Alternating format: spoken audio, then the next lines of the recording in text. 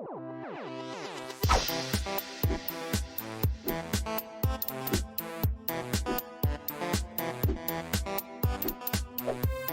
everybody, welcome to another Quicksave review with me, RC. A Quicksave review is basically a Let's Play mixed with a review for a game that I'm currently playing. And I'm currently playing Clash Force on the Switch. Now, this is a $5 budget game on the Switch. It's out today, and this is one of the better budget games that I have played in a while. You know, Friday has almost become like Budget Game Friday for the Switch for a while now.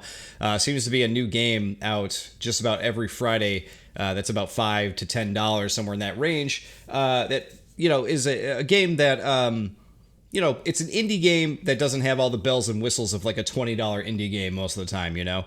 But I gotta say, Clash Force is actually a cut above what a lot of the other budget games are offering. This one is really cool. You can play as one of the three characters you see on the borders here. You got this like platypus dude, this like scorpion bug looking guy, and some rhinoceros dude.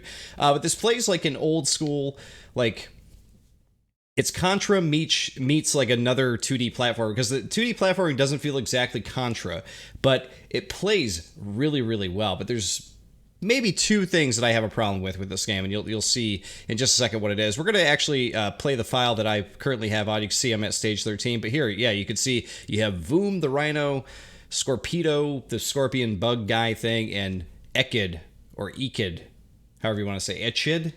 I don't know. I've been actually playing as Echid or Ekid or whatever. He's got like a cool, angry look to him. Looks very much like a Sonic sprite, doesn't he? We'll start with stage 1 here, so that way you guys get the story here. So what I thought was very funny is that the main guy is called Crackman. Why do they call him that? But only Clash Force can stop him.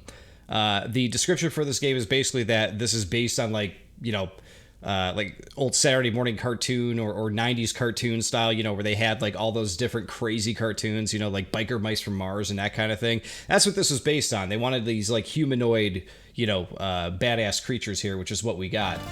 Here, let me turn on the music so you can enjoy some of the music here. So yeah, this is Ekid or Eklid or Echid or however you say his name.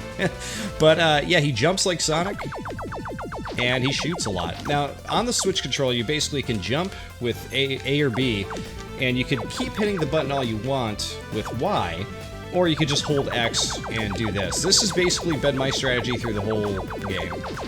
Just hold down X, it's like a turbo button, and you can just basically just plow through the level like this. So this first area, these are weapons, by the way. You can get weapon upgrades, which is super cool, very Contra-esque. But you can tell, like I said, that the actual movement from side to side, the levels don't play like a Contra game. They play like almost like a more colorful platformer, like, I don't say like Chip and Dale or something like that. You know what I mean? A little bit more cutesy look as well, but it still has that like 8-bit, you know, style look to it, which is pretty cool.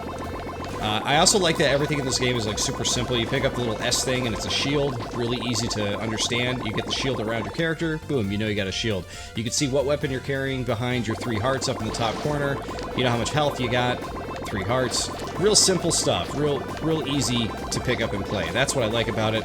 But what makes it shine is just how fun it is to play and control the character. Like, it's just like easy breezy. There's no like, you know, platforming down like weird, mysterious, you know, areas. Like, you don't have to jump down and not see where you're going. There's none of that. You see everything you're going, you know, everywhere you're going, you see every enemy that's coming at you, and I really, really dig that. After every stage, you get a bonus stage. You could jump up here and try to nail a different type of weapon or a shield. There we go. This is actually my favorite weapon right here. It's a nice spread shot where you can shoot and hit a lot of stuff from different angles here. So yeah, this is basically the game. Every 2 or 3 stages, I forget how many stages exactly, but every 2 or 3 stages, there's a boss. The bosses, I've played against 3 of them so far. They range anywhere from mildly difficult to super laughably easy. I must say, though, that I am currently playing the game on easy, or I'm sorry, not easy, on normal, which is the easiest setting. They actually have hard and expert that you can go to after the fact. So if you find this mode too easy, you can actually change it up and, you know, go somewhere, or go at it a little bit harder, you know? So that is pretty cool. Unfortunately, One of the things I'm not the biggest fan of with this game is that even though the game controls great, I wish that there was some directional shooting. I wish you could shoot up, but all you can do is shoot left and right. That's it. You can't shoot up, can't shoot down. I assume because it's a budget game, they probably didn't want to, like, create more sprites with the character aiming up and down. That might be part of it. They might have wanted to keep it super simple, like an old school NES game where you can only shoot left or right. But man, I'm thinking, like, the original Contra, you could even, like, go prone and that kind of thing, right? Like this, you can't even duck.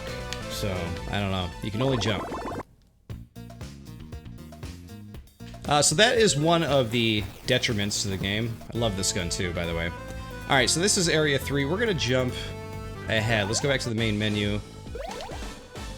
Let's head over to Start Game. I think what we'll do is we'll start another file and try out on the hardest setting just to see how hard it actually is. And let's pick a different character so you can see him in action. Let's pick Scorpedo here. He's got a cool look to him. We're gonna jump right into Stage 4 so you can see one of the bosses here. Here we go. So this boss, you know, not a big deal here. It's kind of cool. It carried over my shield from the previous game, but not my gun. You actually lose your gun anytime you get hit, or apparently anytime you quit out and continue later. So there you go. That's one of the bosses. Personally, I know it's the first boss of the game. First boss of any old school game should be super easy to kill, and that's what that guy is. Then you move on to the underground here, which already ramps up the difficulty a bit. They put you on these, like, moving carts here, which is kind of fun because to avoid enemies, you can actually jump up further to other platforms or jump back. I think it's actually a pretty clever mechanic, and I'm sure it's something that's been done before, but not one that I've seen too often, even in old school games. Okay, so there I got hit, but I did not lose my gun because I still had my shield on. So, I was saying that there are two main things with this game that I'm not the biggest fan of. One is, here we go, we already finished this one. Quick level. I don't mind the quick levels, honestly. The other thing about this game that I find to be kind of crappy is the fact that there's, let's see, we got 13 levels, right? So we got 14, 15, 16, 17, 18, 19, 20, 21. So I'm like more than halfway through the game at this point. I'm just over the half point, right? Maybe a little further. But to get to stage 13 on normal mode literally took me like under a half hour. Like, if I had to guess, it took me like 20 minutes. So keep that in mind. Even though this is a $5 game, the game screams quality. There's not going to really be a whole lot of game here for you. Like, if you are mostly a player who wants to play through a game once and enjoy it, it's not going for, like, harder difficulty finishes and stuff like that, I don't know that you're going to get much out of this. And that is such a huge letdown. Like, if this had 30 to 40 levels, I feel like I would feel better about it, but with only like 20 to 21 levels, I'm kind of like, man, that sucks. It really sucks. Because the game is so good in every other aspect, man. Let's check out another tile set here before we check out a harder difficulty. This is where I left off here at the desert. I actually did die the first time I played on this one, on normal here, so maybe they're ramping up the difficulty for us. But yeah, that is the only thing that bothers me is, like, man, you will pretty much finish this game depending on your skill level. You're probably going to finish this within an hour to an hour and a half, depending on your skill level. I am not the best gamer around, you know, like, I don't hold any records or anything like that. But I was able to get through the, you know, first 12 or 13 levels in less than a half hour. So that tells you something there. I'm going to skip that upgrade there. But yeah, high quality game though. Love all the tile set options. Love that you can feel the difficulty ramping up a bit as it goes. The bosses don't seem to be much tougher. The third boss I feel like was like just as easy as the first boss. The second boss I did actually die a couple times because I was feeling it out and everything like that. But look, you can see how quickly these levels go by, right? And just think about, you do that 20 times, and you're done with the game.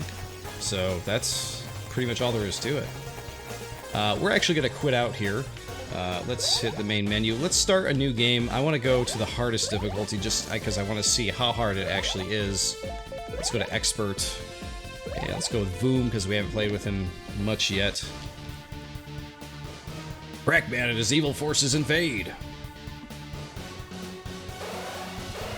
Crackman. Is it because he deals crack? Or does he have a big crack in his helmet, in his head, in his skull? Does he have a huge butt crack? Like, why Crackman? Alright, so on Expert, there was a heart that goes down there. They take that away. You're down to 2 hearts now, instead of 3. There are a few... Okay, there are a few other enemies scattered throughout so far. But nothing to go crazy about here. And we did lose our shield. Okay, so I am sensing a bit more difficulty here. But nothing we're gonna have too much trouble with. Not yet, anyway. Don't want to speak too soon. No, there's the end.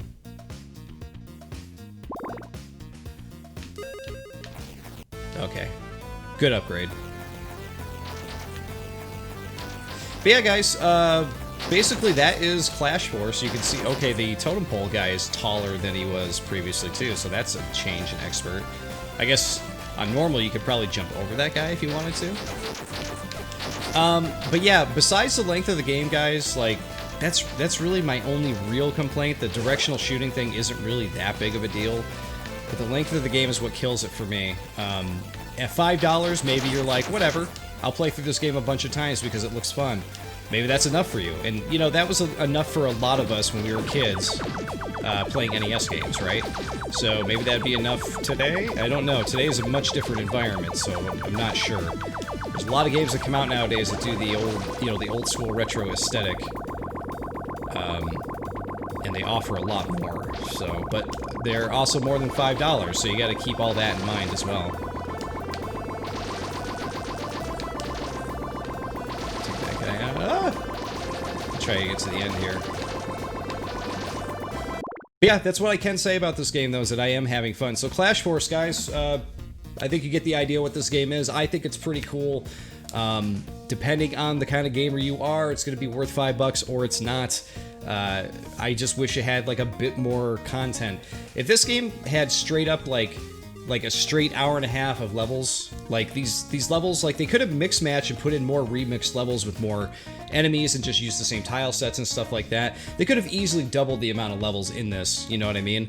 They could have had 2 sets of forest levels. They could have had you finish the first game and then have like a new set of negative levels or something like that, but alas, it does not seem to be the case.